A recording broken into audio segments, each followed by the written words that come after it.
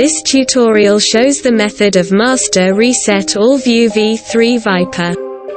At first, you need to turn off the device by holding the power button for a couple of seconds.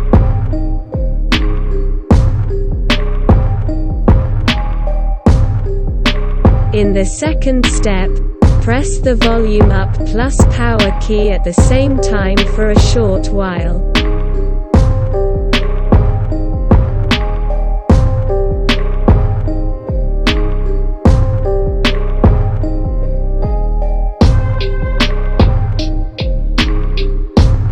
Let go of the power button when the ALLVIEW logo pops up.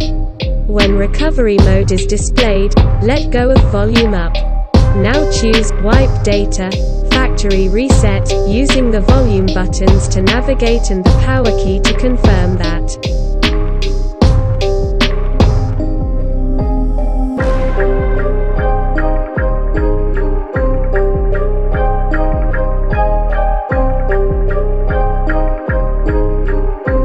After that, select Yes, delete all user data, and press the power button once.